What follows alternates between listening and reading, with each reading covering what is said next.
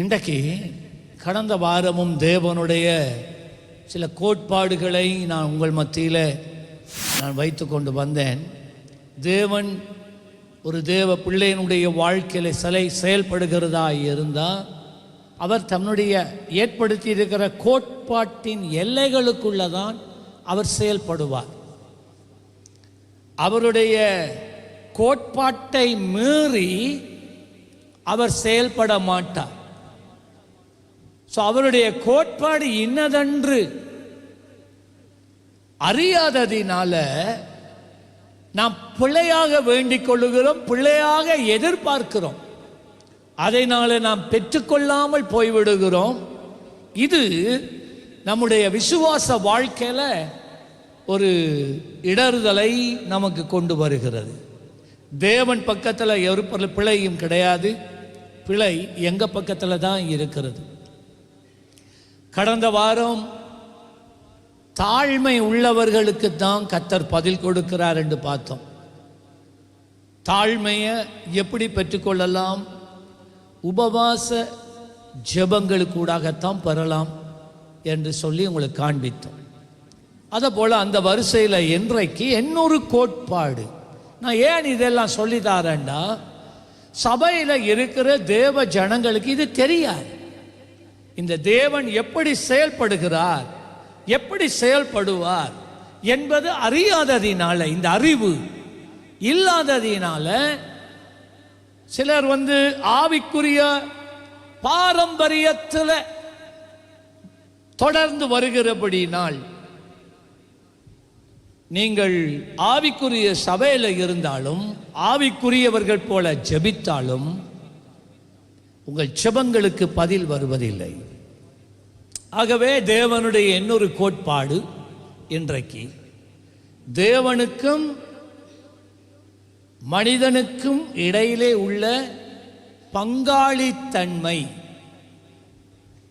Man God and man partnership. தேவன் இந்த உலகத்தில் ஏதாவது ஒரு கிரியை செய்கிறதா இருந்தால் நல்லா கவனிக்கணும், நல்லா கேட்கணும். நீங்க கேட்காட்டி நான் ஒன்றும் செய்யல. இந்த கோட்பாட்டை தேவன் எப்படி செயல்படுகிறார் என்கிறதை நீங்கள் சரியாக புரிந்து வைத்துக் கொள்ள வேண்டும். அப்போதான் நீங்க தேவனுடைய மகிமையை உங்களுடைய வாழ்க்கையில காணலாம். மனிதனோட தேவன் ஒரு பங்காளியாக இருக்கிறார். தேவன் எதை செய்ய நினைத்தாலும் இந்த உலகத்தில் அதை மனிதனுக்கூடாகத்தான் அவர் செய்வார். அவருக்கு செய்ய முடியாமல் அல்ல, அவரால் முடியும், ஆனால் செய்ய மாட்டார். மனிதனுக்கூடாகவே தேவன் செயல்படுகிறார். அதே நேரத்தில் இதையும் நான் உங்கள் மத்தியிலே சொல்லி வைக்க விரும்புகிறேன். பிசாசுகள், பிசாசின் ஆவிகள் இந்த உலகத்தில் செயல்படுவதாயின் அவற்றுக்கும் மனிதர்கள் வேண்டும். சரியா? ஒரு குடும்பத்தை பிசாசு அழிக்க நினைக்குதா? அப்படியானால் தானா அவர் அழிக்கல. அவருக்கு ஒரு மனுஷன் வேண்டும். அவன் தான் ஒரு மந்திரவாதியாக இருக்கலாம், இல்லை என்றால் உங்கள் மேலே பொறாமையாக இருக்கிற ஒரு மனிதனை தூண்டி மந்திரவாதியை ஏவி உங்களுடைய வாழ்க்கையில் கிரியை செய்யும். பொல்லாத அசுத்த ஆவிகள் செயல்படுவதற்கும் இந்த பூமியில் அவற்றுக்கு மனிதர்கள் வேண்டும். அதே போல தேவன் இந்த பூமியிலே செயல்படுவதற்கும் மனிதர்கள் வேண்டும். மனிதர்கள் இல்லாமல் தேவன் செயல்படுவது இல்லை. தேவன் சர்வ லோகத்துக்கும் அதிபதி என்பது உண்மை, அது சத்தியம், அது மாறாது. அவர் இருந்தவரும் இருக்கிறவரும் இனிமேல் வரப்போகிறவரும், அதில் மாற்றம் கிடையாது. அவர் பலவீனமானவர் அல்ல, அவர் சர்வ வல்லமை உள்ளவர். சகலதும் அவருடைய கட்டுப்பாட்டுக்குள்ள இருக்கிறது. ஏசாயா 46:9-10 வசனங்கள்ல பாத்தீங்கன்னா, ஆரம்பத்திலேயே முடிவை அறிந்திருக்கிறவர் அவர் நம் தெய்வம். நான் திரும்ப சொல்றேன், ஆரம்பத்திலேயே முடிவை அறிந்திருக்கிற தெய்வம். நான் என் தாயின் கற்பத்திலே உருவாக முன்னே, இன்னும் சொல்ல போனால் உலக தோற்றத்துக்கு முன்னே, இந்த உலகத்தில் 1965ஆம் ஆண்டில் ரோஷான் பரப்பான் என்பதை ஆண்டவர் அறிந்திருந்தார். நான் எப்பொழுது இந்த உலகத்திலே மரித்து போவேன் என்பதை நான் அறியேன். ஆனால் தேவன் அறிந்து வைத்திருக்கிறார். எத்தனை வருஷங்கள் நான் இந்த உலகத்தில் வாழ்றது அவருக்கு மட்டும்தான் தெரியும். இந்த வருஷத்தில் நான் இந்த உலகத்தில் வாழ்ற காலங்களில் என் வாழ்க்கையில சம்பவிக்க போகிற எல்லாவற்றையும் அவர் அறிந்திருக்கிறார். என் தொடக்கத்திலேயே நான் இந்த உலகத்தில் தாயின் கற்பத்திலே கருவாய் உண்டான அந்த நிமிஷத்திலேயே என் முடிவை அவர் அறிந்திருக்கிறார். ஏசாயா 46:9, முந்தி பூர்வ காலத்தில் நடந்தவைகளை நினையுங்கள், நானே தேவன், வேறொருவரும் இல்லை. நானே தேவன், எனக்கு சமானமில்லை. 10வது வசனம், அந்தத்தில் உள்ளவைகளை ஆதி முதற்கொண்டு. அந்தம் என்றால் முடிவு, ஆதியும் அந்தமும், தொடக்கமும் முடிவும். அதுதான் இந்த வசனம் சொல்லுகிறது. அந்தத்தில் உள்ளவைகளை, முடிவில் உள்ளவைகளை ஆதி முதற்கொண்டு, இன்னும் செய்யப்படாதவைகளை பூர்வ காலம் முதற்கொண்டு தேவன் அறிந்திருக்கிறார்.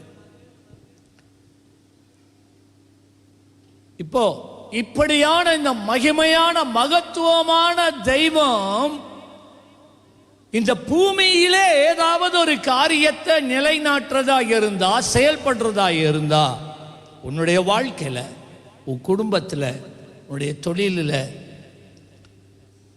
ஊழியத்தில், ஆலயத்தில், உன் பட்டணத்தில், கிராமத்தில் அவர் ஏதாவது ஒரு காரியத்தை செய்கிறதா இருந்தால் அவருக்கு ஒரு மனிதன் வேண்டும். 1 கொரிந்தியர் 3:9 இதுதான் எங்களுடைய முக்கியமான வசனம்.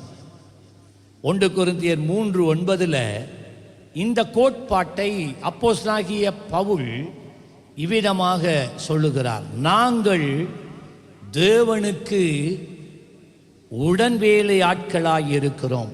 எல்லாரும் வாசிங்க. நாங்கள் தேவனுக்கு உடன் வேலை ஆட்கள், கோ ஒர்க்கர்ஸ். ஆங்கிலத்தில் சொல்லப்படுகிறது கோ ஒர்க்கர்ஸ், அசிஸ்டன்ட்ஸ் அல்ல, கோ ஒர்க்கர்ஸ். அவரோடு சேர்ந்து செயல்படுகிறவர்கள், அவருடைய காரியங்களை எங்க கையில தந்த அவர் சார்பிலே செயல்படுகிறவர்கள். இன்றைக்கு எங்களோட கண்ணுக்கு முன்னாலே எத்தனையோ ஜனங்கள் குணமானார்கள். இதை நானா குணப்படுத்துகிறேன்? இல்லை, கர்த்தர் தான் சுகமாக்குறார், கர்த்தர் தான் விடுவிக்கிறார். அப்படியானால் அவரே வந்து செய்யலாமே? அவர் செய்ய மாட்டார். அவர் மனிதனை கொண்டு அவருடைய நன்மையான கிரியைகளை செயல்படுத்துகிற தேவனாய் இருக்கிறார். இப்ப இதை நாம் சரியாக புரிந்து கொள்வோம் என்று சொன்னால், எங்களுடைய வாழ்க்கையில தேவன் செய்ய நினைத்திருக்கிற காரியங்களை என் வாழ்க்கையில நிறைவேறுகிறதை நாங்கள் காண்போம். இப்ப ஒரு மனிதனுடைய வாழ்க்கையில, ஒரு குடும்பம் பொருளாதாரத்தில் தரித்திரமா இருக்கிற நேரத்தில் நல்லா கேட்கணும், நல்லா கேட்கணும். ஒரு குடும்பம் தரித்திரத்தில் வாழுதுண்டா அந்த தரித்திரத்தை போக்குறது கர்த்தர் அல்ல. கர்த்தர் வந்து போக்க மாட்டார். கர்த்தர் ஒரு மனிதனை பயன்படுத்துவார். தேவன் அனுப்புகிற மனிதன் உங்கள் வீட்டு வாசல்ல கால வச்சா அந்த மனிதனுடைய பிரசன்னம் உங்களுடைய குடும்பத்தில் காணப்பட்டா அந்த மனிதனுடைய வாயிலிருந்து புறப்படுகிற ஆசீர்வாதமான வார்த்தைகள் தேவனுடைய செய்கைகளை உன் குடும்பத்தில் நடத்தும். விளங்கிட்டா? இதை நீங்க நல்லா புரிஞ்சிருக்கணும். அந்த மனிதன், தேவன் அனுப்புகிற மனிதன் உங்களுக்கு நன்மையானதை பேசினால் உங்கள் தரித்திரம் நீங்கி ஆசீர்வாதம் பிரவாகிக்க ஆரம்பிக்கும். அதே போலதான் வியாதியில கிடக்கிற ஒரு மனிதன் இடத்துல தேவன் அனுப்புகிற மனுஷன் வந்தால் அந்த மனுஷன் பேசும்போது அந்த வியாதி அவனை விட்டு நீங்கி சொஸ்தமாகிறான். தேவன் வாரதில்லை, தேவன் மனிதனை கொண்டு அந்த மனிதனை குணமாக்குறார். அதனால தான் நாங்கள் யாரை பற்றி என்ன கதைக்கிறோம்ங்கிறதுல ஜாக்கிரதையாக இருக்கணும். மனுஷரை பற்றி வாய்க்கு வந்த மாதிரி எல்லாரும் பேசுறது.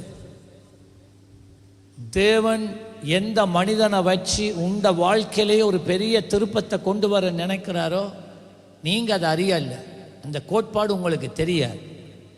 அந்த மனிதனுக்கு எதிராக நீங்கள் தாறு மாறா பேசுகிற நேரம், எழுதுகிற நேரம், அந்த மனிதன், தேவன் அனுப்புகிற மனிதன் உங்கள் எல்லைக்குள்ளே வராதபடி நீங்களே வாசலை மூடுறீங்க. இப்போ நீங்கள் நினைக்கலாம், எந்த மனிதனும் வந்து பேசலுமா? நோ, தேவன் அனுப்புகிற மனிதன் தான். இவற்றை நீங்கள் புரிந்து கொள்ள வேண்டும். அதால தான் இந்த அறிவு நமக்கு இருந்தால் நாம் ஜாக்கிரதையாக நாங்கள் வாழ்வோம். தேவனுடைய செயல்கள் நம் வாழ்க்கையில செயல்படாமல் இருப்பதற்கு மூல காரணம் நாங்கள் பிசாசு என்று சொல்லுகிறோம். ஆனால் பிசாசை பார்க்கிலும் முதன்மையான தடைகளை கொண்டு வருகிறவர்கள் நாங்களே எங்களுக்கு தடைகளை கொண்டு வருகிறோம். இப்ப தேவன், நான் உங்களுக்கு சொன்னேன், தேவன் உங்களுக்கு ஒரு தீர்க்க தரிசனமா ஒரு வாக்கு தத்தம் கொடுத்திருக்கலாம். நான் சொல்றத நான் மெதுவா பேசிக்கொண்டு போறேன்டா நீங்க விளங்கி கொள்ளணும் என்பதற்காக. தேவன் உங்களுக்கு உங்களுடைய எதிர்காலத்தை குறித்து, நான் வாழ்க்கையில நான் இந்த காரியத்தை நான் செய்வேன், இப்படியான காரியத்தை வாழ்க்கையிலே நான் காண பண்ணுவேன் என்ற ஒரு தீர்க்க தரிசனமா பேசலாம். ஒரு ஊழியக்காரனு கூட பேசலாம், இல்லை நேரடியாக சொப்பனங்களுக்கு கூட தேவன் உங்களோட பேசலாம். நீங்க தரிசனங்களையே காணலாம். இப்ப தேவன், இன்றைக்கு நாங்க விடுகிற பிழை இதுதான். நல்ல கவனமா கேட்கணும், இந்த கோட்பாட்டை சரியா வழங்கிக் கொள்ளணும். உங்களுடைய புத்தி, உங்களுடைய மனது தெளிவாகட்டும், துறக்கட்டும், இதை விளங்கிக் கொள்ளும்படிக்கு. தேவன் உங்களுக்கு ஒரு தரிசனத்தை கொடுத்திருக்கலாம். தேவன் உங்களுக்கு ஒரு வாக்கு தத்தத்தை தெளிவாக உங்களுக்கு முன்னாக வைத்திருக்கலாம். தேவன் உங்களுக்கு ஒரு சொப்பன வழியாக அவர் செய்ய போகிற காரியங்களை காண்பித்திருக்கலாம். ஆனால் அநேகருடைய வாழ்க்கையில எத்தனையோ வருஷங்கள் ஆகியும் இன்னும் அதை காணவில்லை, ஒரு துளியையும் காணல. கர்த்தர் எனக்கு இப்படி செய்வார் சொன்னார் என்று பேசிக்கொண்டே இருக்கிறீங்களே ஒழிய அது வருஷங்கள் காலங்கள் கடந்தாலும் நடக்கல. ஏன் அதுக்கு தவறு இதுதான், அதுக்கு காரணம் இதுதான், நாங்க விடுற தவறு இதுதான். அது என்னண்டா, நாங்க நினைக்கிறோம், நல்லா கேட்கணும், நாங்க நினைக்கிறோம் தேவன் சொன்னார் தானே செய்வேன் என்று, ஆகவே அவர் செய்வார். நான் ஜெபிச்சாலும் சரி ஜெபிக்காட்டாலும் சரி, நான் விசுவாசிச்சாலும் சரி விசுவாசிக்காட்டாலும் சரி, அவர் சொன்னார், அவர் செய்வார். இங்க தான் நாங்கள் தவறு விடுகிறோம். அவர் செய்ய மாட்டார். அவர் அப்படி செயல்படுகிறவர் அல்ல. விளங்கிட்டா? தேவன் உங்களுக்கு ஒரு வாக்கு தத்தம் கொடுத்திருக்கலாம், உங்கள் எதிர்காலத்தை குறித்த வெளிப்பாடுகளை தந்திருக்கலாம், தெளிவான தீர்க்க தரிசனங்களை பெற்றிருக்கலாம். ஆனால் நீங்க எதிர்பார்த்துட்டு இருக்கிறது தேவனே தண்டபாட்டில் எல்லாம் செய்வார் என்று. ஆனால் அவர் செயல்பட மாட்டார். அவர் அவற்றை வாழ்க்கையில் ஒரு மனிதனை கொண்டு செய்வார். அந்த மனிதன் தேவன் உனக்கு வைத்திருக்கிற அந்த இலக்கைக்குள்ளே உன்னை நடத்துவார். நான் சொல்றதை எல்லாரும் கவனமாக கேட்கணும், கதைக்கக்கூடாது, தெளிவாக கேட்கணும். ஆவிக்குரிய சத்தியங்களை நீங்க படிக்கணும், வளரணும். அப்பதான் நீங்க ஜெயம் பெறுவீங்க.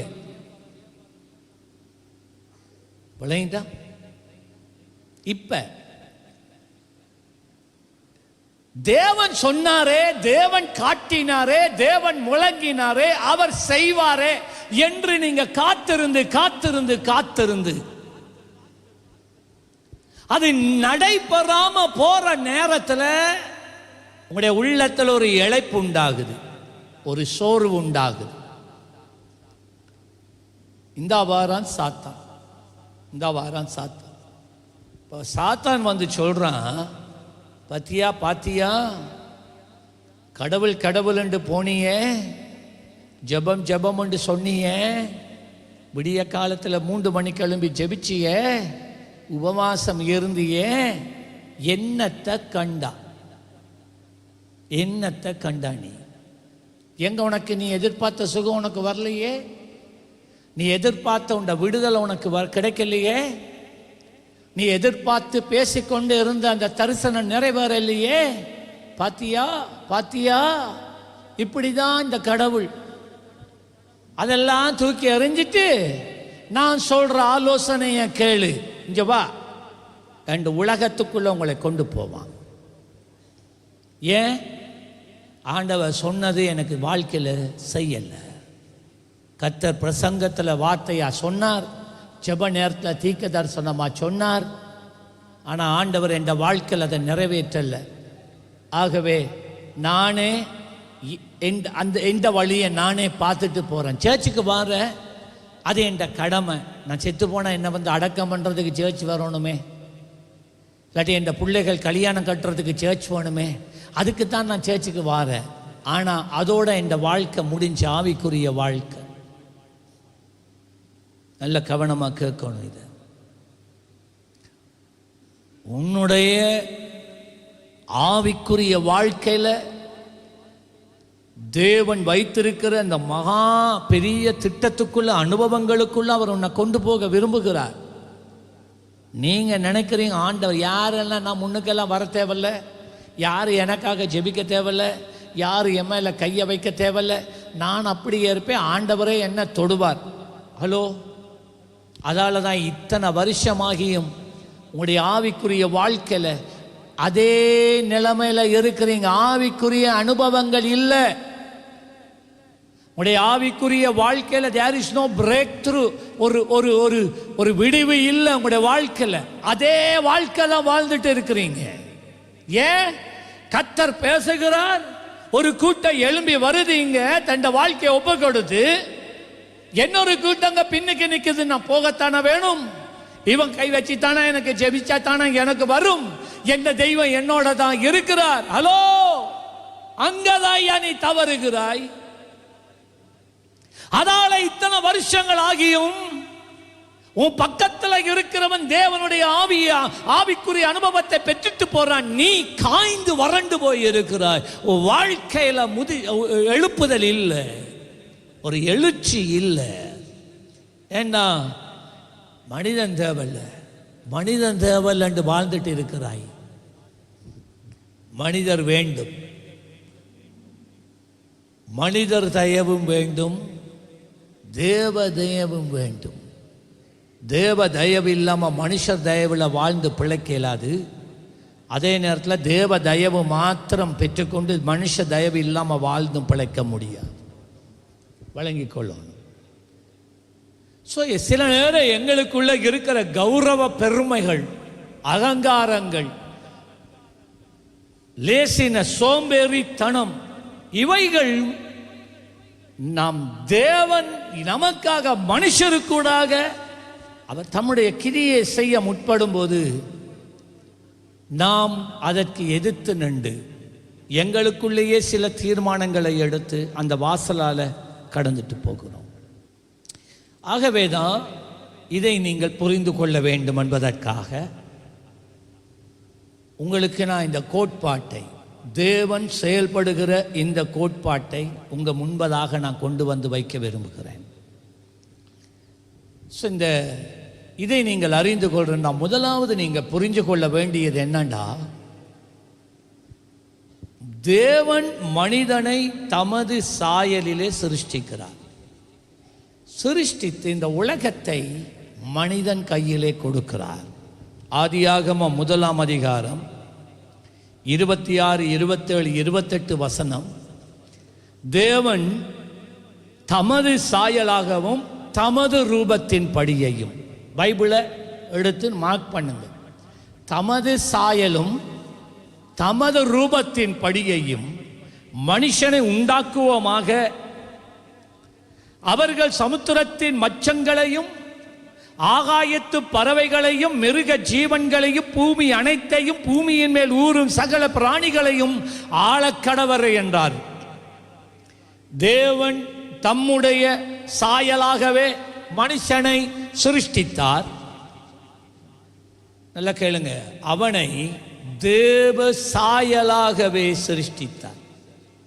ஆணும் பெண்ணுமாக அவர்களை சிருஷ்டித்தார். பின்பு தேவன் அவர்களை நோக்கி, நீங்கள் பலுகி பெருகி பூமியை நிரப்பி, எல்லாரும் வாசிங்க என்னவாம், எல்லாரும் வாசிங்க என்னவாம், அதை எல்லாம் சொல்லணும், அதை கீழ்ப்படுத்தி சமுத்திரத்தின் மச்சங்களையும் ஆகாயத்தின் பறவைகளையும் பூமியின் நடமாடுகிற சகல ஜீவ ஜந்துக்களையும் எல்லாரும் சொல்லல என்ன, ஆண்டு கொள்ளுங்கள் என்று சொல்லி தேவன் அவர்களை ஆசீர்வதித்தார். எப்படி ஆசீர்வதித்தார் தெரியுமா?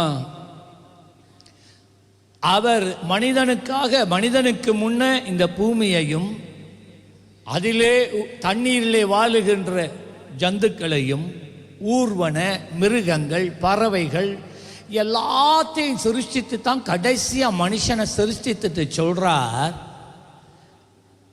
பாரு, உனக்கு இந்த பூமியை உண்ட கையில் நான் தாரேன், இந்த பூமியை நீ தான் ஆண்டு கொள்ள வேண்டும், நீ தான் ராஜா. இந்த நான் சிருஷ்டித்திருக்கிற எல்லாத்தையும், மரங்களாக இருக்கட்டும், வளங்களாக இருக்கட்டும், தண்ணீராக இருக்கட்டும், இந்த உலகத்தில் இருக்கிற எல்லாத்தையும் நான் சிருஷ்டித்திருக்கிறேன். எல்லாத்தையும் ஆளுகின்ற அதிகாரத்தை, ஆளுமைய நான் உன் கையில தாரேன், இந்த உலகத்தையே உன் கையில நான் தாரேன். இந்த இடத்துல சொல்லப்படுகிறது, தமது ரூபத்தின் படியையும் தமது சாயலாகவும். ரெண்டு காரியம்,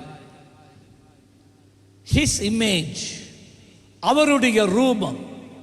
மனிதனை அவருடைய ரூபத்திலே சிருஷ்டித்தார் என்றால் அதற்கு காரணம், அதனுடைய அர்த்தம் என்னண்டா, தேவனுக்குள்ளே காணப்பட்ட ஆவிக்குரிய குவாலிட்டிஸ்க்கு என்ன சொல்ற, தன்மை, தேவனுக்குள்ளே காணப்படக்கூடிய ஆவிக்குரிய தன்மையை நான் மனுஷனுக்குள்ள நான் வைக்கிறேன். இரண்டாவது அவர் சொன்னார், என்னுடைய சாயல், மை லைக்னஸ். அப்படி என்றால் நான் எப்படி செயல்படுவேனோ அதே வண்ணமாக செயல்படுகிற திறனை நான் மனிதனுக்கு வைக்கிறேன். மனிதனை இந்த உலகத்தில் இருக்கிற எல்லா ஜீவ ஜந்துக்களை பார்க்கிலும் அவற்றை ஆளும் அதிகாரத்தை ஆண்டவர் கொடுத்திருக்க, இன்றைக்கு மனுஷன் எதை ஆண்டவர் ஆளுகை செய்ய அதிகாரம் கொடுத்தாரோ அதை போய் கடவுளா வச்சுட்டு இருக்கிறான். அங்கதான் மனிதன் பிழைச்சு போனான். எப்படி? எல்லா சிருஷ்டிகளிலும் உன்னை ஒரு மேன்மையான சிருஷ்டியாக கர்த்தர் சிருஷ்டித்திருக்க, உனக்கு கீழே இருக்கிறத பார்த்து நீ எப்படி கடவுள் என்று சொல்லி ஆராதிக்க முடியும்? சரி, அதை விடுவோம் ஒரு பக்கம். ஆளுமை. இந்த உலகத்தை ஆண்டவர் மனிதன் கையில கொடுக்கிறார்.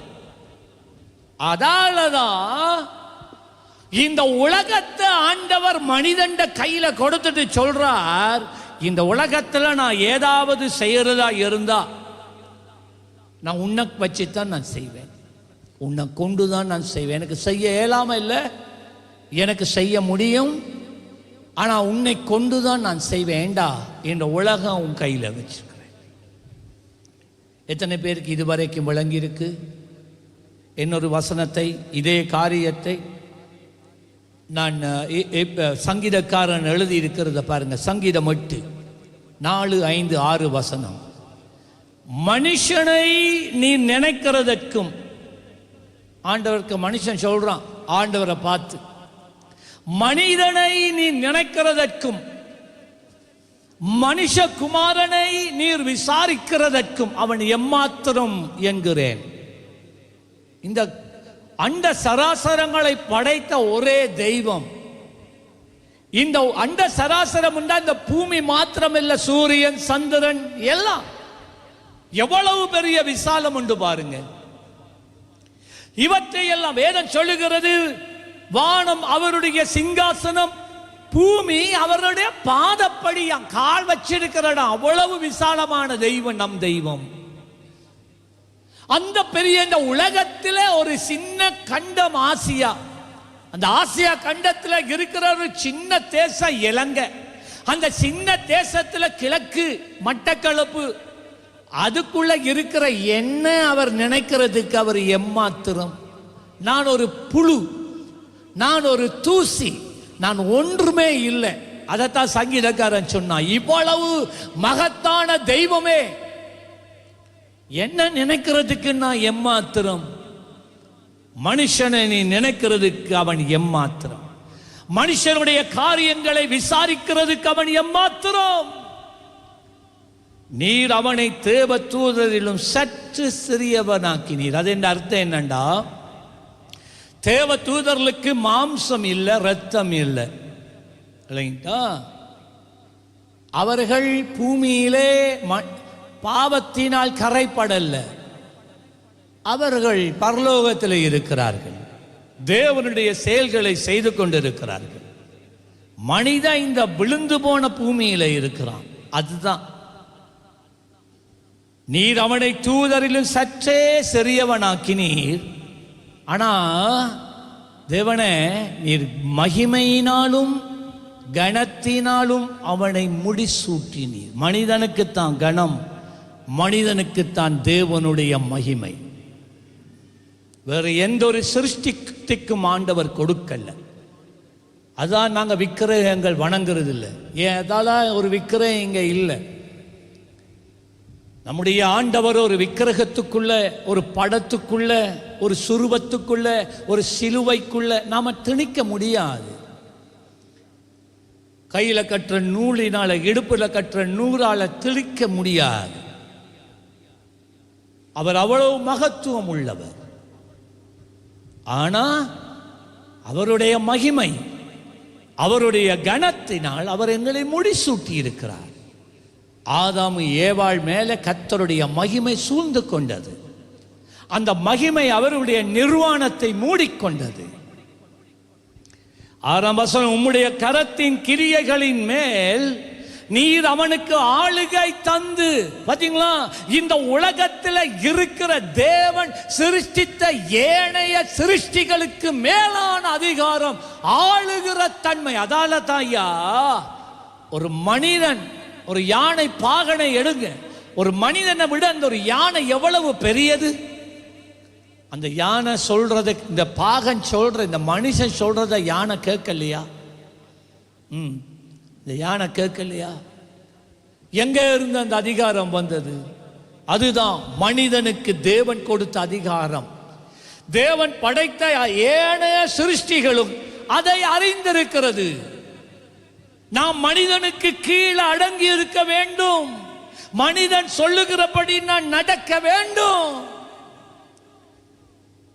எந்த மிருகமாக இருக்கலாம், எந்த பறவையாக இருக்கலாம், எந்த ஊர்வனையாக இருக்கலாம், எந்த தண்ணீரிலே வாழ்கிற ஜந்துவாக இருக்கலாம், என்ன பெரிய திமிங்கலமாக இருந்தாலும் மனிதன் சொல்றதுக்கு அது கட்டுப்படும். சகலத்தையும் அவனுடைய பாதங்களுக்கு கீழே கீழ்ப்படுத்து. நான் இப்ப சொல்லிக் கொண்டு இருக்கிறது, ஏன் ஆண்டவர், அவ்வளவு பெரிய ஆண்டவர், ஏன் மனிதனுக்கூடாக செயல்படணும்? ஏன் அவருடைய செயல்களை மனிதனுக்கூடாக செயல்படுத்தணும்? ஏன் நேரா வந்து செய்ய மாட்டாரா? இல்லை. ஏன்? இந்த பூமிக்கு ராஜா மனுஷன், அவர் இடையில பூர மாட்டார், அவர் ஜென்டில்மன். இன்னொரு வசனத்தை காட்டுறேன், இதே போன்ற ஒரு வசனம். எபிரேயர், புதிய ஏற்பாட்டில் எபிரேயர் 2ஆம் அதிகாரம் 6 முதல் 8 வசனம். எபிரேயர் 2ஆம் அதிகாரம் 6 முதல் 8 வசனம். ஒரு இடத்திலே ஒருவன் சாட்சியாக, இது அப்போஸ்தலனாகிய பவுல் எழுதின நிருபம். மனுஷனை நீர் நினைக்கிறதற்கும் மனுஷகுமாரனை நீர் விசாரிக்கிறதற்கும் அவன் எம்மாத்திரம்? அவனை தேவதூதரிலும் சற்று சிறியவனாக்கினீர், மகிமையினாலும் கனத்தினாலும் அவனுக்கு முடிசூட்டி உம்முடைய கரத்தின் கிரியைகள் மேல் அவனுக்கு அதிகாரியாக வைத்து சகலத்தையும் அவனுடைய பாதங்களுக்கு கீழ்ப்படுத்தினீர் என்று சொன்னான். சரி, இப்ப இருக்கட்டும். இப்ப அப்போஸ்தலனாகிய பவுல் பரிசுத்த ஆவியானவரினாலே ஒரு வெளிப்பாட்டை பெற்று இன்னொரு காரியத்தை அதுல சேர்த்துக் கொள்ளுகிறான். அவன் சொன்னான் 8ஆம் வசனத்துல, சகலத்தையும் அவனுக்கு கீழ்ப்படுத்தினார் என்கின்ற விஷயத்துல அவர் அவனுக்கு கீழ்ப்படுத்தாத பொருள் ஒன்றுமே இல்லை, எதுவும் இல்லை. அதாலதான் அருமையான தேவ பிள்ளைகளை, இந்த உலகத்துல தேவன் படைத்த எந்த ஒரு ஜீவராசியை நீங்க வணங்க கூடாது. அது உங்களுக்கு கீழே இருக்கு. நீங்க அவற்றை கண்டு நீங்க பயந்து போகக்கூடாது. அதை கடவுளாக்க வேண்டாம், தெரியாமலாகிலும் கடவுளாக்கி கொள்ள வேண்டாம். சகலத்தையும் அவனுக்கு கீழ்ப்படுத்தினார் என்ற விஷயத்துல அவர் அவனுக்கு கீழ்ப்படுத்தாத பொருள் ஒன்றுமே இல்லை, எல்லாம் கீழ்ப்படுத்தினார். அப்படி இருந்தும் இன்னும் அவனுக்கு சகலமும் கீழ்ப்பட்டிருக்க காணோமே. என்ன நடந்துச்சு தெரியுமா? இந்த பெரிய அதிகாரத்தோட தான் மனிதன் உலகத்துல வாழ்ந்து வந்தான்.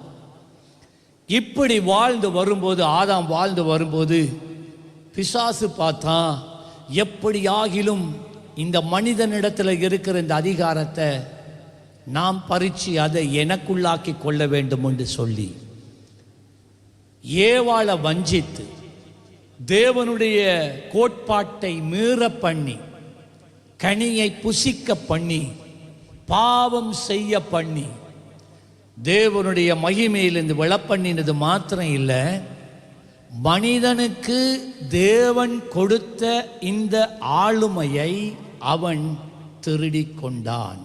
யோவான் 10:10, திருடன் திருடவும் கொல்லவும் அழிக்கவும் என்று வேறொன்றுக்கும் வரான். இந்த பிசாசு தான் இன்றைக்கு மனிதனுக்கு கொடுக்கிற ஆளுமையை எடுத்துட்டான். எடுத்து என்ன தெரியுமா செய்றான்?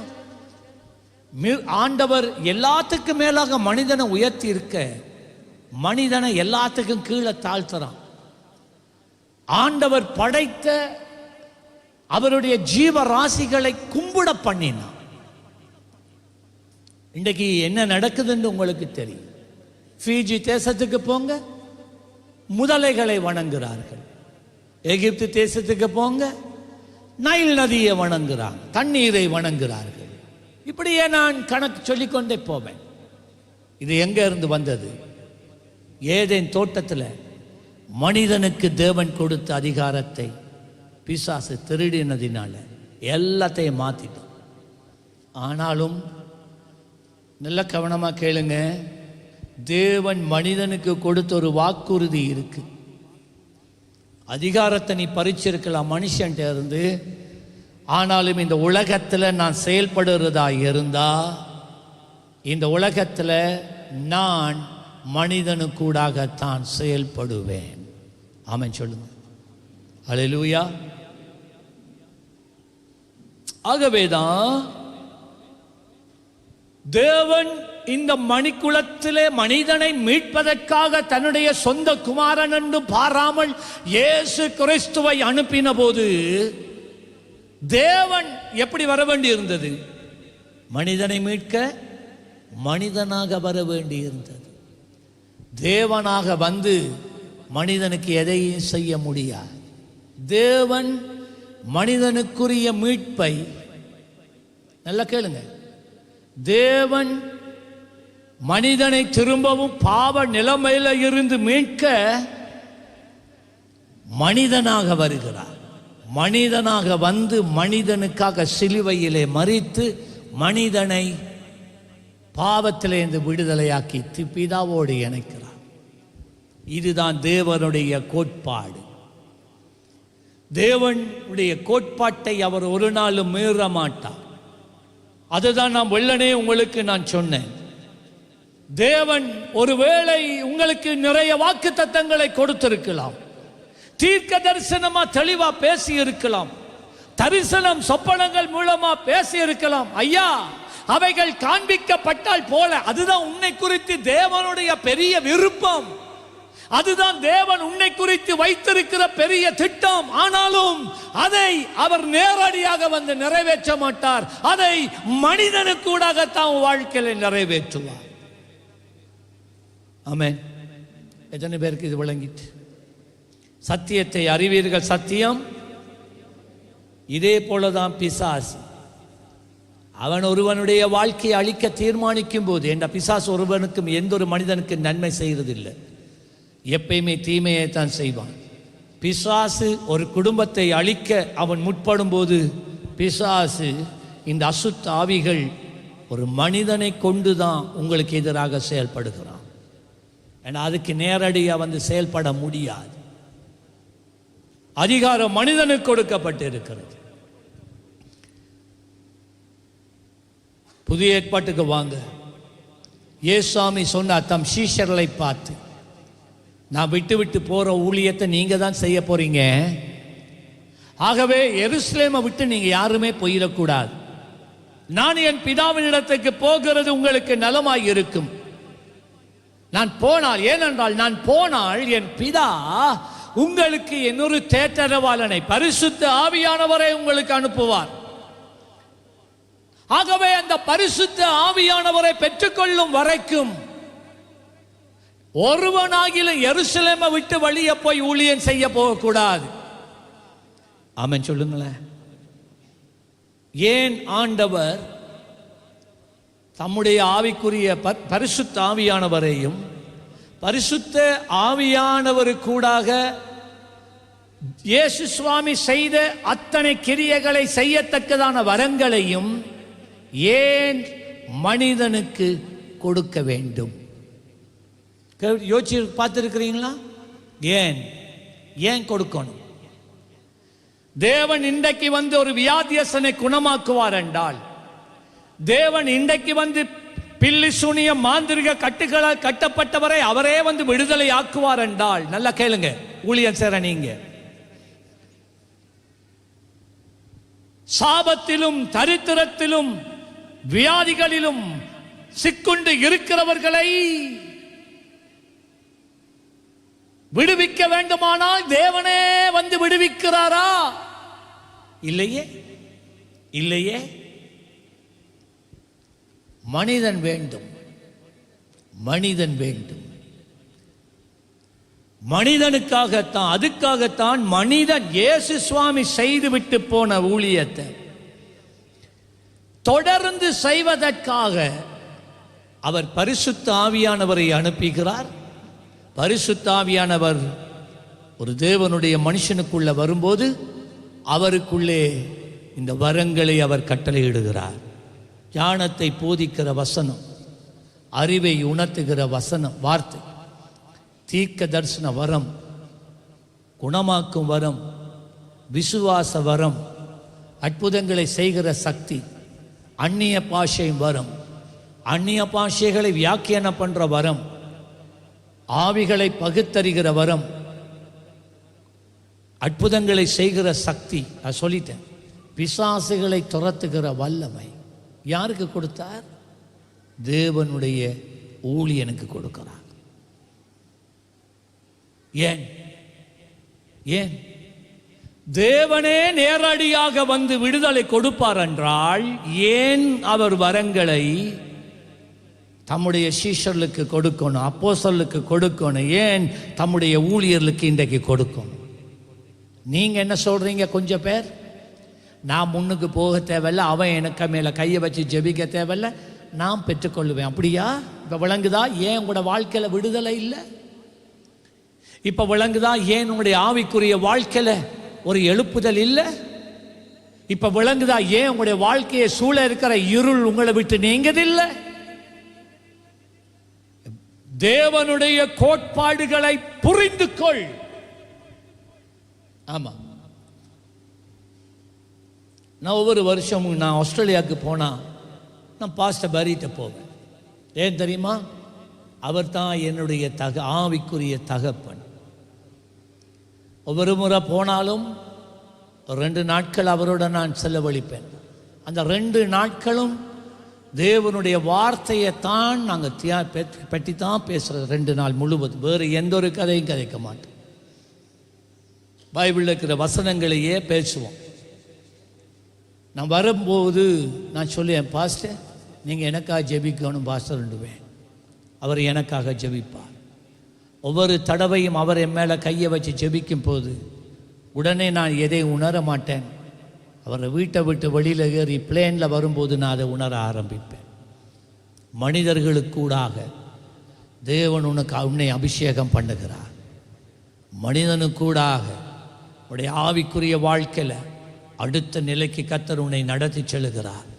மனிதர்களுக்கூடாக தேவன் உன் வாழ்க்கையில் இருக்கிற தரித்திரத்தை நீக்கி, உன் வியாதிகளை நீக்கி போக்கி, உன் வாழ்க்கையில் இருக்கிறதான சஞ்சலங்கள் தவிப்பை மனிதர்களுக்கூடாக, தேவ மனுஷர்களுக்கூடாக கர்த்தர் செயல்பட்டு விடுவிக்கிறார். இந்த கோட்பாட்டை விளங்கிக் கொள்ளுங்க. நீங்க தனிச்சிருந்து ஜெயிக்கலாம் என்று நினைக்க வேணாம். அதால தான் இயேசுவாமி சொன்னார், முப்புரி நூல் சீக்கிரமாய் அறாது.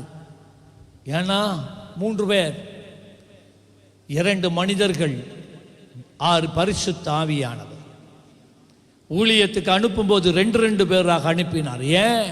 ஒருவன் விழுந்தா மற்றவன் அவனை தூக்கிறதுக்காக. ஒருவனுக்கு குளிர் உண்டானால் மற்றவனாலே அவன் சூடு உண்டாக என்று வேதம் சொல்லுகிறது. மனிதம் வேணும். நீங்க ஊழியர்களை புறக்கணித்தா, ஊழியம் செய்கிற தேவ பிள்ளைகளை நீங்க புறக்கணித்தா, நான் சொல்றேன், உங்களுடைய வாழ்க்கையில ஒரு நாள் நீங்க முன்னேற்றம் அடைய மாட்டீங்க. ஒரு நாளும் நீங்க எதிர்பார்க்கிற ஜெயத்தை, வெற்றியை சுதந்திரிக்க மாட்டீங்க. சங்கீதம் 115:16 சொல்லுகிறது, வானங்கள் கர்த்தருடையது. வானங்கள் என்றால் பரலோகம், சூரியன், சந்திரன், நட்சத்திரம். அதை அவர் மனிதனுக்கு கொடுக்கவில்லை. மனிதனோ தேவன் கொடுக்காத இடத்துல கால் வைக்க பார்க்கிறான். சூரியனுக்கு சந்திரனுக்கு போனா கொடிய குத்துனா அவனால் அங்க வாழ முடியாது. இப்ப மாசுக்கு மனிதனால என்ன போக முடியாது, ரோபோட்டுகள் அனுப்பி கொண்டு இருக்கிறான். தேவம், அருமையான தேவ பிள்ளையே, உலகத்தை தான் தேவன் உனக்கு கொடுத்தார். உலகத்தை தாண்டி இருக்கிற மற்ற கோள்கள் எல்லாம் தேவனுடையது. தேவன் உனக்கு கொடுக்காத கனியை புசிக்க போகாத. உனக்கு ஆபத்து, உனக்கு ஆபத்து. நல்லா கேளுங்க. வானங்கள் கர்த்தருடையவைகள், பூமியோ மனுபுத்திரருக்கு கொடுத்தார். யாருக்கு கொடுத்தார்? சொல்லுங்க, யாருக்கு கொடுத்தார்? எனக்கு கொடுத்தார். யாருக்கு கொடுத்தார் சொல்லுங்க? எனக்கு கொடுத்தார். யாருக்கு கொடுத்தார்? அல்லேலூயா. உங்களுக்கு தெரியுமா, உங்களோட வீட்டில் இருக்கிற தென்னை மரத்துக்கு மேலான அதிகாரம் உங்களுக்கு இருக்கு. இப்போ நான் பாருங்க, ப்ராக்டிக்கல். உடைய வீட்டில் இருக்கிற தென்னை மரம் காய்க்காமல் இருக்கா? தென்னை மரத்தில் கையை வச்சு, இது சிலருக்கு இது வேடிக்கையாக இருக்கலாம், பைத்தியத்தன்மையாக இருக்கலாம். சத்தியத்தை அறிவீர்கள், சத்தியம் விடுதலையை கொண்டு வரும். அந்த தென்னை மரத்தை பார்த்து, ஏய் தென்னை மரமே, நான் உனக்கு ஆணை இடுகிறேன், எனக்கு இந்த உரிமை இருக்கு, நன்றாக இந்த நாளிலிருந்து காய்ப்பாயாக சொல்லி பாருங்க. வீட்டில் இருக்கிற மாமரம் காய்க்குது இல்லையா? நிலத்தில் என்னத்தை பயிரிட்டாலும் சரி வருது இல்லையா? எடுங்க, மண்ணை கையில் எடுங்க. இயேசு கிறிஸ்துவின் நாமத்தில் நான் ஆணையிடுகிறேன், இந்த மண்ணை நான் ஆசீர்வதிக்கிறேன். இந்த நாளில் இருந்து என்னுடைய தோட்டத்தில், என்னுடைய வளவிலே, என்னுடைய வீட்டு தோட்டத்தில் இருக்கிற இந்த மண் மிகுந்த செழிப்பான மண்ணாக இருப்பதாக, இதில் நாட்டப்படுகிறது எல்லாம் மிகுந்த விளைச்சலை கொண்டு வருவதாக என்று ஆணையிடுகிறேன். மண்ணாய் ஆசீர்வதிங்க. கிணத்துல இருக்கிற தண்ணி சரியா இல்லையா? கிணத்தை பார்த்து பேசு, கிணத்தை பார்த்து பேசு. ஆமா, என்ன செய்யணும்? அதுக்காக ரோட்லால போகிற நேரம் ஒருவன் நல்லா கஷ்டப்பட்டு சம்பாதிச்சு அவன் வடிவான ஒரு வீடு கட்டுறான். அதில் நின்றுட்டு இயேசு கிறிஸ்துவின் நாமத்தில் உன்னை நான் சுதந்தரிக்கிறேன். இந்த மாதிரியான இந்த நீ ஒரு சோம்பேறி, நீ படிக்கிற காலத்தில் படிக்கல, வேலை செய்கிற காலத்தில் வேலை செய்யலை, ஊரெல்லாம் சுற்றி திரிஞ்சா. அவன் கஷ்டப்பட்டான், படித்தான், கஷ்டப்பட்டான், உழைச்சான், சேர்த்தான், நீ சேர்க்கல. நீ எல்லாம் திண்டு திண்டு குடிச்சு குடிச்சு வெறிச்சு திரிஞ்சா. அவன் கஷ்டப்பட்டு உழைச்சான், அவன் சேர்த்தான், இப்போ அவன் வீடு நடை கட்டி சந்தோஷமாக இருக்கிறான்.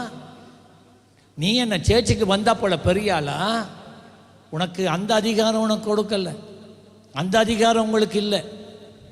என்னொருவண்ட பொருளை உடைமையை இச்சிக்காத அந்த அதிகாரம் உனக்கு கொடுக்கப்படலை. என்னொருவண்ட வீட்டை பார்த்து இந்த வீடு எனக்கு சொந்தமாக்கி கொள்ளுகிறேனோ அந்த உரிமை நமக்கு இல்லை. என்னொருவனுடைய பொருட்களை சுதந்திரிக்க வேணாம், அப்படி அந்த உரிமை நமக்கு கொடுக்கல. இப்போ நான் இந்த சத்தியத்தை சொல்லி நான் முடிக்க போகிறேன். தேவன்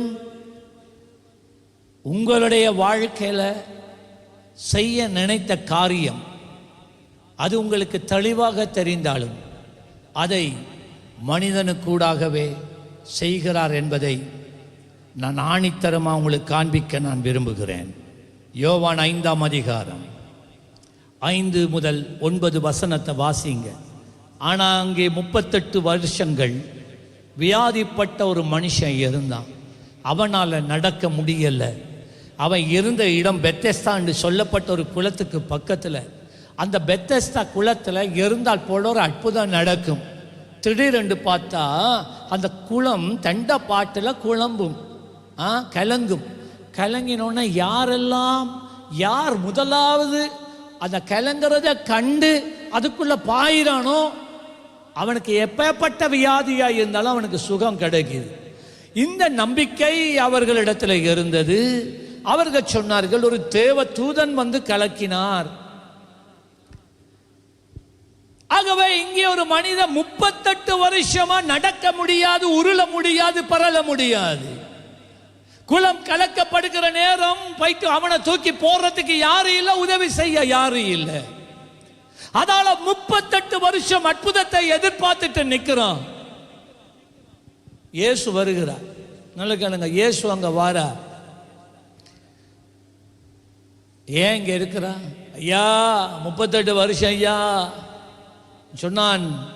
அதற்கு வியாதியஸ்தன், ஆண்டவரே தண்ணீர் கலக்கப்படும் போது என்னை குளத்திலே கொண்டு போய் விடுகிறதற்கு ஒருவனும் இல்லை, நான் போகிறதுக்குள்ளே வேறொருவன் என்னை முந்தி இறங்கி விடுகிறான் என்றார். நான் இப்போ உங்கள்கிட்ட கேட்குற கேள்வி இதுதான்.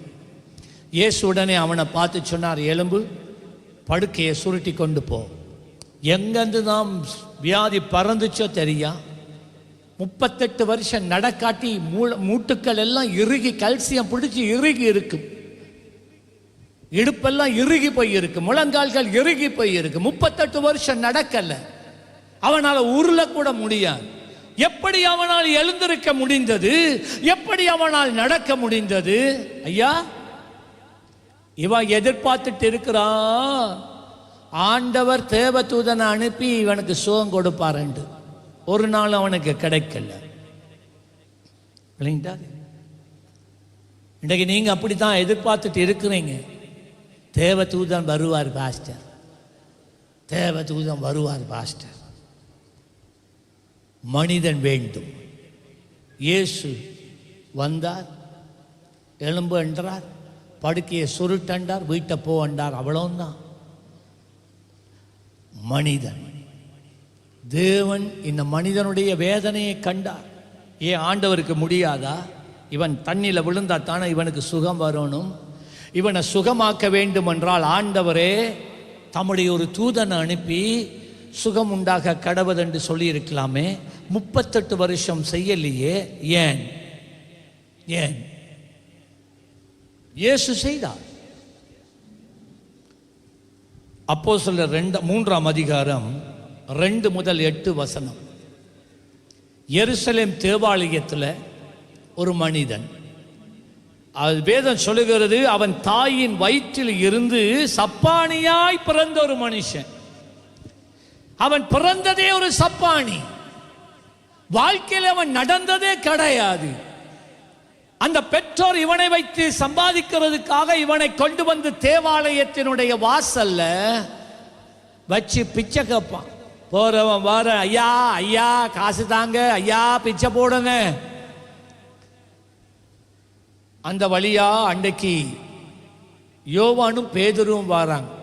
இவன் கேட்கறான் பிச்சை, ஐயா பிச்சை பிச்சை. உடனே இவங்க நின்று, ஏய் எங்களிடத்துல பொண்ணும் இல்லை வெள்ளி இல்லை, பைசா கிடையாது. யோவான் ஒரு கையை பிடிச்சான், பேதுரு மற்ற கையை பிடிச்சான். எங்கள்கிட்ட இருக்கிறது உனக்கு தரும், நசரேனாகிய இயேசு கிறிஸ்துவின் நாமத்துல எழுந்து நட என்று தூக்கினார்கள். அவனுடைய கால்கள் நீண்டது, இடுப்பு பலப்பட்டது, நடக்கும் திறன் அவனுக்குள்ளே உண்டானது, தசைகள் நரம்புகள் உருவானது. அவன் எழுந்தான், நடந்தான், துள்ளினான். இன்ஸ்டன்ட். அப்பவே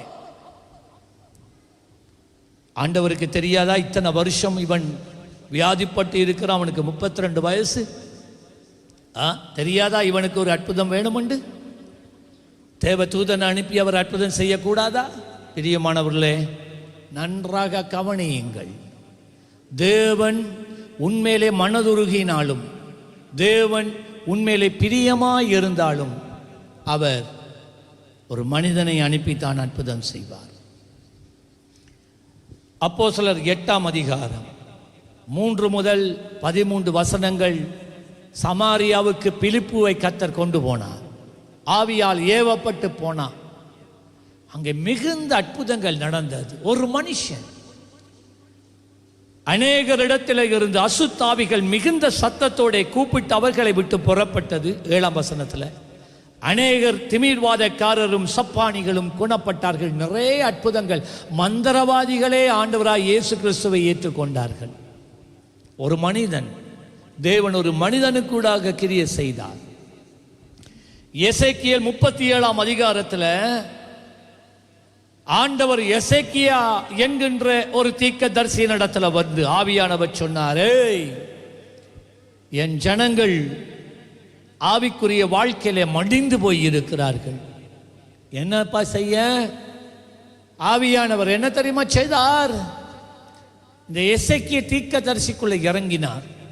ஆவியிலே அவனை தூக்கி கொண்டு போய் உலர்ந்து போன எலும்புகளுள்ள ஒரு பள்ளத்தாக்கிலே கொண்டு போய் நிறுத்தினார். நல்ல கவனமா கேட்கணும். இது இந்த சத்தியத்தை புரிஞ்சு கொள்ளுங்க. நீங்க ஐயா, அந்த உலர்ந்து போன பள்ளத்தாக்கிலே ஆவியானவர் இருந்தார்.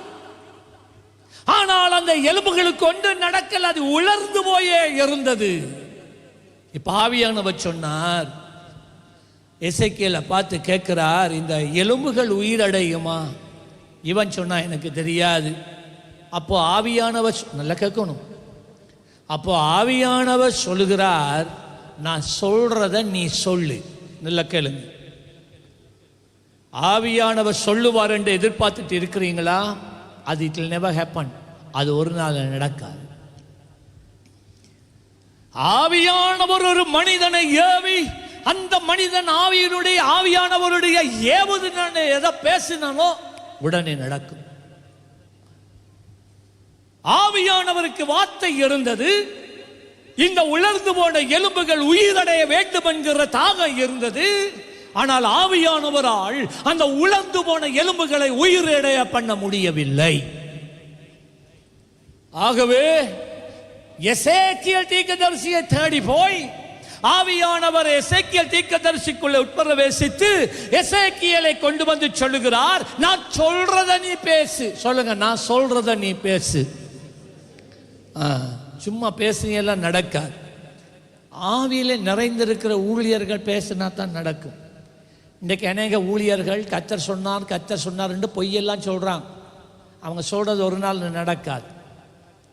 அவங்க சொல்றது ஒரு நாள் நடக்காது. என்ற கர்த்தர் சொல்லாததை சொல்றாங்க. ஆகவே அதை விடுவோம்.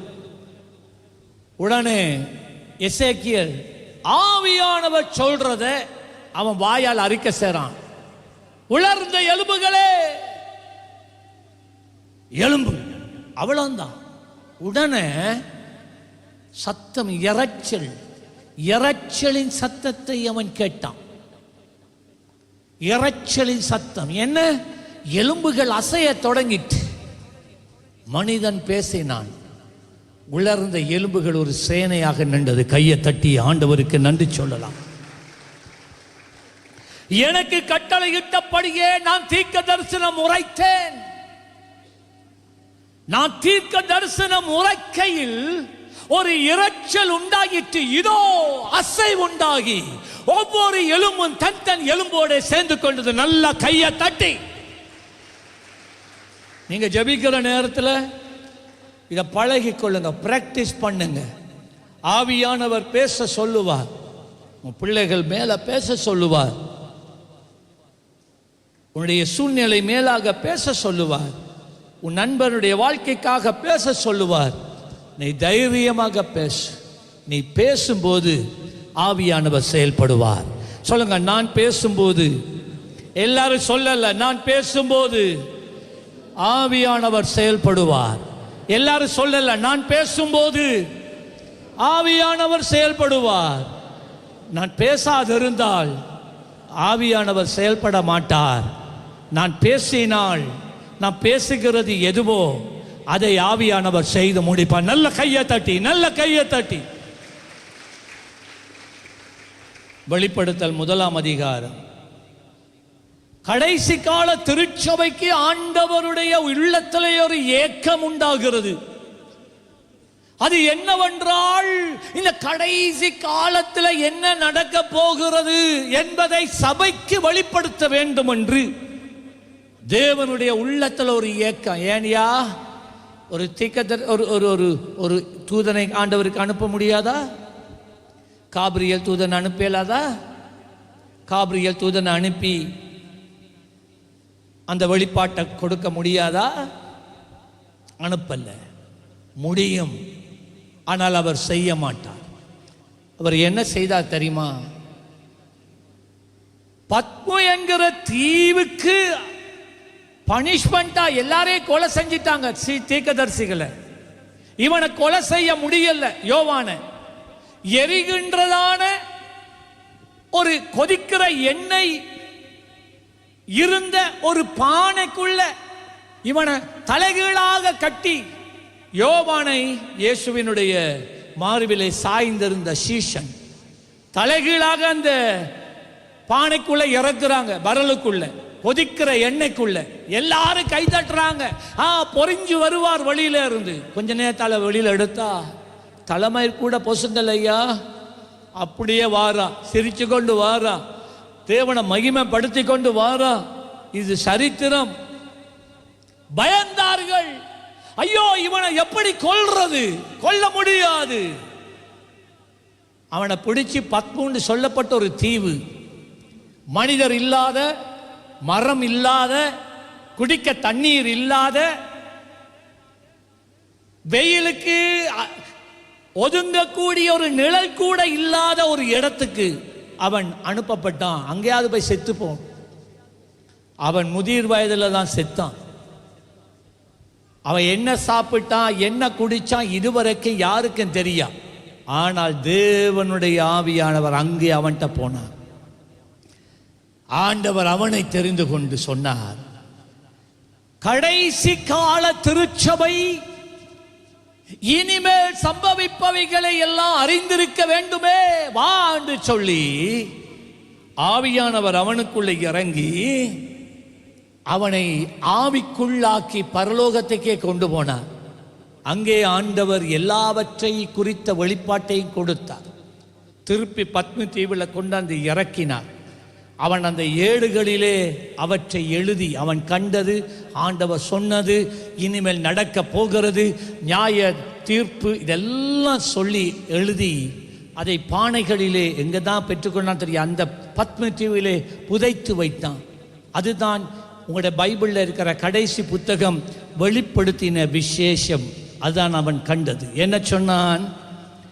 வெளிப்படுத்தல் 1 அதிகாரம் 1, சீக்கிரத்தில் சம்பவிக்க வேண்டியவைகளை தம்முடைய ஊழியக்காரருக்கு காண்பிக்கும் பொருட்டு தேவன் இயேசு கிறிஸ்துவுக்கு ஒப்புவித்ததும், இவர் தம்முடைய தூதனை அனுப்பி தம்முடைய ஊழியக்காரனாகிய யோவானுக்கு வெளிப்படுத்தினதுமான விசேஷம்.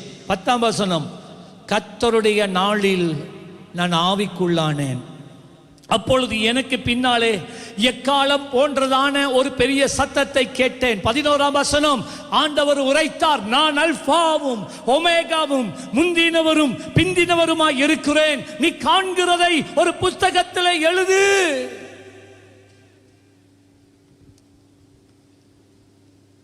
எசேக்கியேல் 22ஆம் அதிகாரம் 30வது வசனம், God partners with man.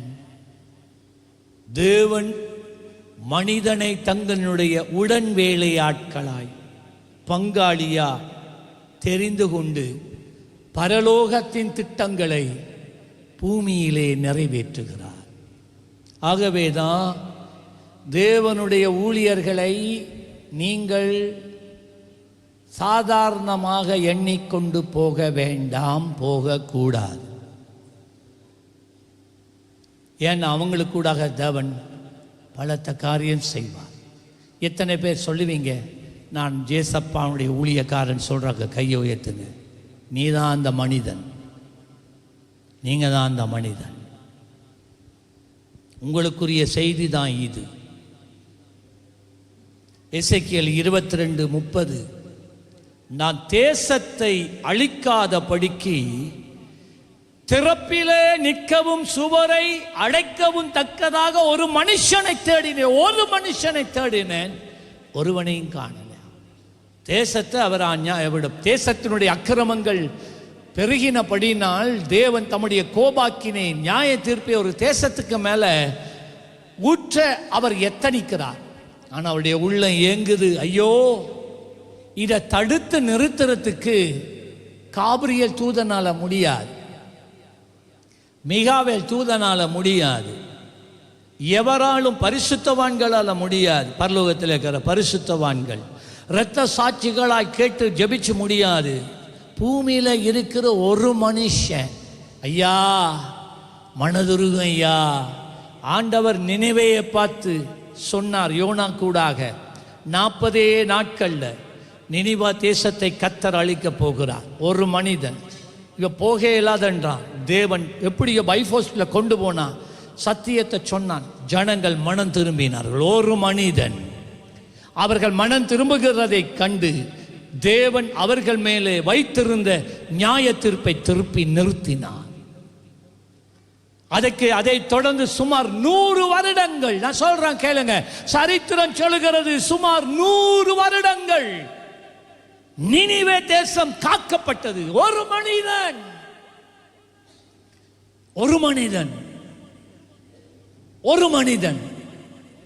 ஆண்டவர் கேட்கிறார், ஒரு மனுஷன் இல்லையா இந்த மட்டக்களப்புக்காக? மட்டக்களப்பை ஆசீர்வதித்து ஜெபிக்கிறதுக்கு ஒரு மனுஷன் இல்லையா? எத்தனையோ இளம் பிள்ளைகள் போதை வஸ்துக்கு அடிமைகளாக இருக்கிறாங்களே, இவங்களை விடுவிச்சு தாங்கன்னு கேட்கறதுக்கு ஒரு மனுஷன் இல்லையே. உபவாச கூட்டத்துக்கு வாங்க, சனிக்கிழமைண்டாலும் வர்றீங்கல்ல, அதுதான் கேட்ட ஒரு மனுஷன் உன்னத்தான். நீ அவனை இவனை சாட்டிட்டு இருக்கிறா, வேலையை சாட்டிட்டு இருக்கிறா, குடும்பத்தை சாட்டிட்டு இருக்கிறா, பிரயாணத்தை சாட்டிட்டு இருக்கிறா, அதை இதை சாட்டிட்டு இருக்கிறா. ஆனால் தேவனுடைய உள்ளம் உனக்காக ஏங்குது. ஒரு மனிதன் நீ கேட்கணும் ஐயா, நீ கேட்டா ஆண்டவர் திரும்புவார். நீங்க சொல்லுங்க, நான் கேட்டா, எல்லாம் சொல்லலையே, நான் கேட்டால், நான் செபித்தால் ஆண்டவர் திரும்புவார். என்னால முடியும், கர்த்தருடைய தீர்மானங்களை திருப்ப என்னால முடியும். எத்தனை பேர் விசுவாசிக்கிறீங்க? கரங்களை தட்டி ஹல்லேலூயா. அப்படியே நான் சொல்லிக்கொண்டே நான் போகலாம், நேரம் இல்லை. கடைசியாக ஒன்று காரியத்தை சொல்லி முடிக்கிறேன். அன்றுக்கம் 2 ராஜாக்கள் 4:2. ஒரு தீர்க்கதரிசி இருந்தான். அவன் காலங்களில் செய்யக்கூடாததை செஞ்சான். இந்த ஆக்கள்கிட்ட போய் அவன் கடன் வாங்கிட்டான். இப்போ செத்து போயிட்டான். கடன் கொடுக்காமலே செத்து போயிட்டான், எடுத்த கடனை கொடுக்காம. இப்போ கடன் கொடுத்தவன் பல தடவை அந்த தீர்க்கதரிசனுடைய மனைவியை போட்டு உபத்திரவப்படுத்தி கடைசியாக சொல்லிட்டான், ஏய் நீ எனக்கு காசு தரல, திரும்ப உன் புருஷன் அடுத்தது இந்த 2 பிள்ளைகளை நான் எனக்கு அடிமைகளாக வேலை செய்கிறதுக்கு வேலையாட்களாக கொண்டு போகிறேன்டான். என்ன ஒரு தருணம் தாங்கன்னு கேட்டாள். அவள் என்ன செய்தாள்? எலிசாவின் இடத்துல இந்த விதவை ஓடி போகிறாள். ஐயா, அப்போ இந்த எலிசா கேட்குறான், நான் என்ன செய்யணும்? ஐயா, இப்படியான ஒரு நிலைமையில் நான் சிக்கி இருக்கிறேன். நான் கடன் எடுக்கல, என் கணவர் அவர் ஒரு தீர்க்கதரிசி, அவர் தான் கடன் வாங்கினார். அவர் கடன் எடுத்ததே எனக்கு தெரியாது. இப்போ கடன்காரன் எங்களை நெருக்கிறான், என்ன செய்யறதுன்னு தெரியாது ஐயா. இப்போ அவன் இந்த பிள்ளைகளை எடுத்துட்டு போகிறதுக்கு நிற்கிறான். என்னையா சரி, எனக்கு உதவி செய்யுங்க. நல்லா கேளுங்க. இவள் நினைத்தாள், எசேக்கியேல் பேசுவார், ஆண்டவர் பேசுவார், ஆண்டவர் தூதனை அனுப்புவார், அற்புதம் நடக்கும் என்று. அப்படி நடக்கல. ஆண்டவருடைய வார்த்தை எலிசாக்கு வருது. என்ன? அவன் கேட்டான் இந்த ஸ்திரியை பார்த்து, வீட்டில் என்ன இருக்கு? நல்லா கேளுங்க, உன் வீட்டில் என்ன இருக்கு? உன் வீட்டில் என்ன இருக்கு? ஐயா, அந்த காலங்களில் ஒவ்வொரு தீர்க்கதரிசியோட பாக்கெட்டில் ஒரு சின்ன குப்பி எண்ணெய் இருக்கு. ஏன்னா திடீர்னு சொல்லுவார், எண்ணெய் வச்சு அபிஷேகம் பண்ணு, ஒரு குப்பியில் எண்ணெய், அது மட்டும்தான் ஐயா இருக்கு. அப்படியா? நீ போய் உண்ட அக்கம் பக்கத்தில் இருக்கிற எல்லா வீடுகளில் இருக்கிற வெற்று பாத்திரங்களை எடுத்தும் வீட்டுக்குள்ள கொண்டு போய் வை, கதவை மூடு, உள் அறைக்குள்ள போய் பிள்ளைகள்கிட்ட சொல்லு, ஒரு பாத்திரம் உனக்கு தர சொல்லி அந்த கணவனுடைய எண்ணெய் குப்பியை எடு, விசுவாசத்தோட ஊற்றண்டார். சரி ஐயா, நம்பினாள், விசுவாசித்தாள், போனாள். அக்கம் பக்கத்தில் இருக்கிற எல்லாருடைய வீடுகளில் இருக்கிற வெற்று பாத்திரங்களை கடனாக கேட்டெடுத்தாள். அவன் சொன்னபடியே ஒவ்வொன்றாக பாத்திரங்களை எடுத்து குப்பியை ஊத்திட்டு இருக்கும்போது அந்த குப்பியில் ஒரு நாள் எண்ணெய் முடியவே இல்லை. அற்புதத்துக்கு மேலே அற்புதம். ஒரு பாத்திரம், 2 பாத்திரம், 5 லிட்டர், 10 லிட்டர், 100 லிட்டர், 150 லிட்டர் என்று எண்ணெய் கொட்டிக்கொண்டே இருக்கு. கடைசியாக சொல்கிறார், அடுத்த வெற்று பாத்திரத்தை கொண்டு வா தம்பி. அவன் பிள்ளைகள் சொன்னாங்க, அம்மா இதுக்கு மேலே இல்லை, வரல் இல்லை. சொன்ன மாத்திரத்தில் அந்த கொட்டுற எண்ணெய் நின்றுட்டு. ஆச்சரியம். உடனே இந்த அம்மா எல்லாத்தையும் வச்சுட்டு திரும்ப ஊழியக்காரன்ட்ட போறார். ஐயா, நீங்கள் சொன்ன மாதிரி செய்தேன், 150 லிட்டருக்கு மேலே அது எண்ணெய் வந்துட்டு. அப்படியா? இப்போ நான் என்ன செய்ய? நல்லா கேட்டீங்களா? நான் என்ன செய்ய? ஆச்சுன்னா அந்த எண்ணெயை போயிட்டு விற்று, ரைட்டா, நீ எடுத்த அந்த கடன் இருக்குல்ல, முதல் அதை அடை. அதுக்கு பிறகு மிச்ச எண்ணெயை நீ விற்க தொடங்கி அதை உன்னுடைய தொழிலாக மாற்றிக்கொள் என்றா. அவள் அப்படியே போய் கொஞ்சம் எண்ணெயை விற்று அதில் வந்த பணத்தினால அவள் கடனை அடைத்து, அதுக்கு பிறகு இந்த எண்ணெயை வைத்து அவள் ஒரு எண்ணெய் பிஸ்னஸை ஆரம்பித்தாள். அதுக்கு பிறகு அவளுடைய வாழ்க்கையில் அந்த தரித்திரம் போயிட்டு. இதுதான் உங்களில் அநேகர் சோம்பேறிகள். நீங்கள் ஜெபிக்கிற கூட இல்லை, தேவன் சொல்கிறத கேட்குற கூட இல்லை, கொஞ்சம் கூட உனக்கு வேலை செய்ய வராது. எப்பொழுதும் அவன் தரோன்னு இவன் தரோன்னு எதிர்பார்த்துட்டு இருக்கிறான். சர்ச்சுக்கு வரக்கூட டிப்டப்பாக வார, உண்ட சொந்த ஊத்தையான உடுப்பை கூட நீ கழுவாத ஒரு சோம்பேறி. தேவன் எந்த ஒரு சோம்பேறியை ஆசீர்வதிக்க மாட்டார் என்று வேதம் சொல்லுகிறது. கடின உழைப்பாளியை கர்த்தர் ஆசீர்வதிக்கிறார். கர்த்தர் உனக்கு வாக்குத்தத்தங்களை கொடுத்திருக்கலாம். கட்டிலில் படுத்துக்கொண்டு கால் ஆட்டி கொண்டிருந்தா போல் ஒன்றும் நடக்காது. கண் விழிக்க பழகணும், உபவாசம் பண்ண பழகணும், பிரயாசப்பட பழகணும், செலவு பண்ணப்பட பழகணும், வேர்வை சிந்த பழகணும், கஷ்டப்பட பழகணும். அப்போ தேவன் உன் கரங்களுக்கூடாக அவர் சொன்னதை செய்து முடிப்பார். எத்தனை பேருக்கு இது விளங்கிட்டு? எழுந்து நில்லு. குயவனே உன் கையில் களிமண்ணா உடைத்து உருவாக்கும். குயவனே உன் கையில் களிமண்ணா உடைத்து உருவாக்கும். என் சித்தமல்ல உன் சித்தம் நாதா தருகிறே உன் கையில். என் சித்தமல்ல உன் சித்தம் நாதா. கரங்களை உயர்த்தி சொல்லுங்க. என்னை தருகிறே உன் கரத்தில், ஓ உன் பாதத்தில் என்னை தருகிறே உன் கரத்தில் என்னை. ரிபாகந்த நபக சகதி கரிய சங்க நமரன் உருவாக்குமே என்னை.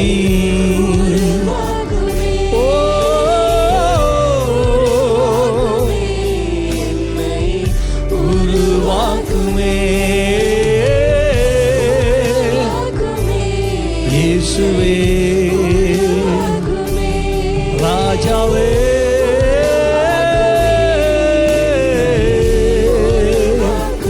அல்லேலூயா, ஆமென். எனக்கு பின்னால் இருக்கிறது சில்வெஸ்டர், பாஸ்டர் சில்வெஸ்டர். இவர் கல்முனைக்கு போதகராக இருக்கிறார். இவர் பனிச்சேரியில் இருக்கிற ராஜா. இவர்கள் தொழில் செய்து கொண்டு சபை நடத்தி கொண்டு வராங்க. தெரியுமா? தொழில் செய்து கொண்டு சபை நடத்தும். சபையில் இருந்து தனக்கண்டு ஒரு சதம் எடுக்கிறதில்ல, என்ன காசு இல்லாம. ஆனா தேவன் மகனுக்கு காட்டி இருக்கிறதை அவர் நிறைவேற்றி கொண்டு வாரார். கர்த்தர் செயல்படுகிறார், தரிசனம் காண்பித்தார். காரணம் என்ன தெரியுமா? கடின உழைப்பாடு, கடின உழைப்பாடு. அவனை கர்த்தர் ஆசீர்வதிப்பார். அல்லேலூயா சொல்லுங்க. தேவன் பலத்த முறையிலே கர்த்தர் கிரியை செய்வார். ஆகவே மனிதனை கொண்டு தேவன் உன் வாழ்க்கையில அவர் செய்ய நினைத்திருக்கிற காரியங்களை அழகாக செய்து முடிப்பார். மனிதனுடைய ஒத்தாசை உங்களுக்கு வேணும். அவர்கள் எவர்கள் தேவனோடு பங்காளிகளாக உடன் வேலையாட்களாக இருக்கிறார்களோ அவர்களை கொண்டு உன் வாழ்க்கையில கர்த்தர் திருப்பங்களை கொண்டு வருவார். இப்ப நாங்க உங்களுக்கு ஒரு சந்தர்ப்பம் கொடுக்க போறோம்.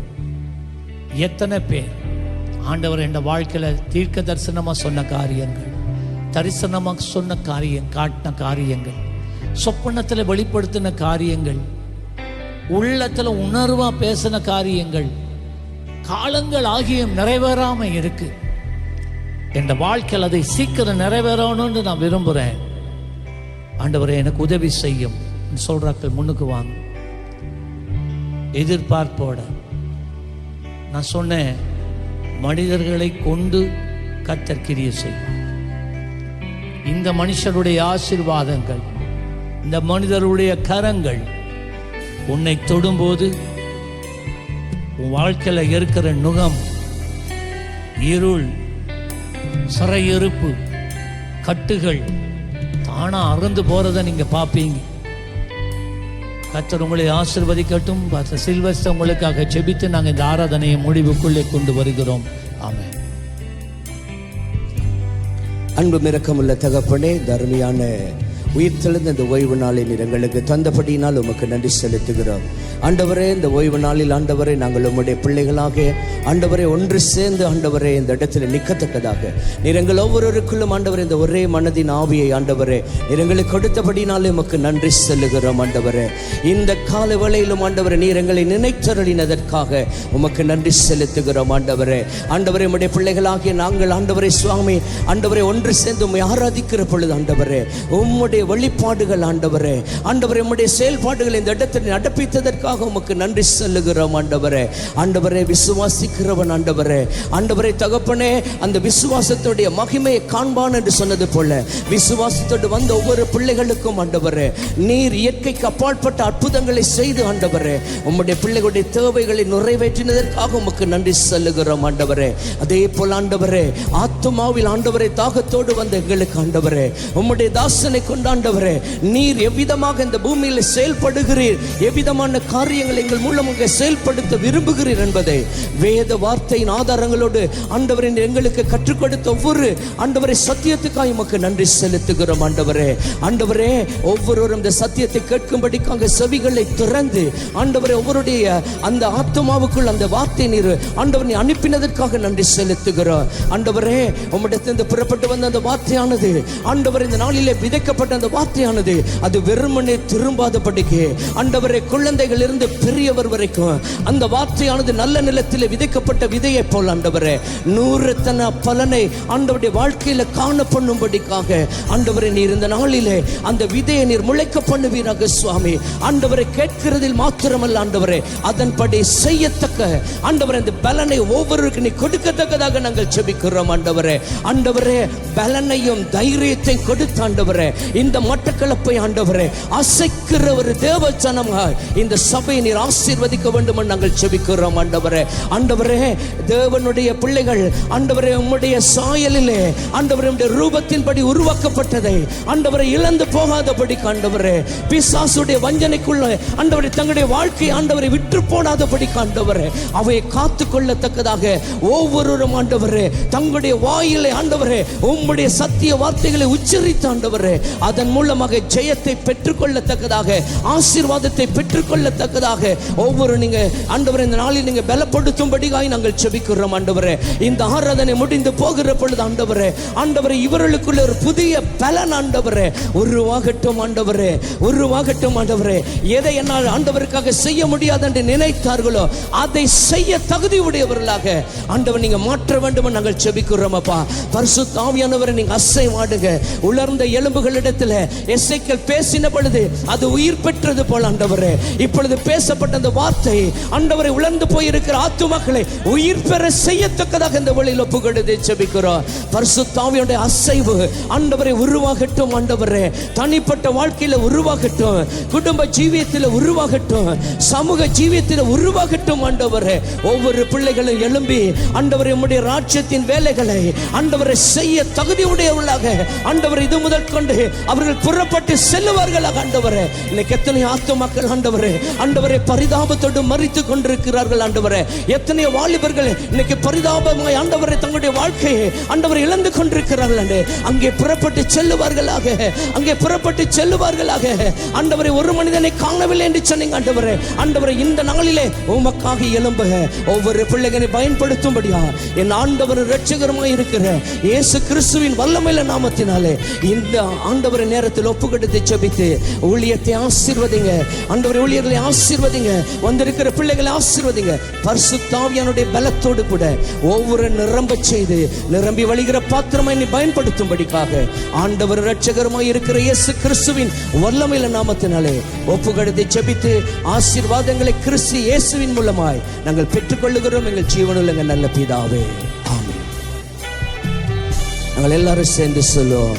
என் ஆத்துமாவே கர்த்தரை ஸ்தோத்திரி, என் முழுமே பரிசுத்த நாமத்தை ஸ்தோத்திரி. என் ஆத்துமாவே கர்த்தரை ஸ்தோத்திரி, கர்த்தர் செய்த சகல உபகாரங்களையும் மறவாதே. ஆமென், ஆமென். இப்பொழுது நம்முடைய கர்த்தராகிய இயேசு கிறிஸ்துவினுடைய கிருபையும் பிதாவினுடைய அன்பும் பரிசுத்த ஆவியானுடைய அந்யோன்ய ஐக்கியமும் இன்றும் என்றும் எப்பொழுதும் கிறிஸ்து வருமளவும் நம் அனைவரோடும் கூட இருப்பதாக. வந்தது கை நன்றி. கர்த்தர் உங்களை ஆசீர்வதிப்பாராக.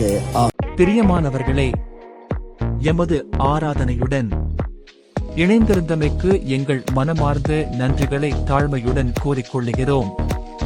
இந்த ஆராதனை உங்கள் ஆத்துமாவுக்கு மிகுந்த ஆசீர்வாதமாக இருந்திருக்கும் என விசுவாசிக்கிறோம். தொடர்ந்தும் எம்முடன் இணைந்திருங்கள். கர்த்தர் தாமே உங்களை ஆசீர்வதிப்பாராக.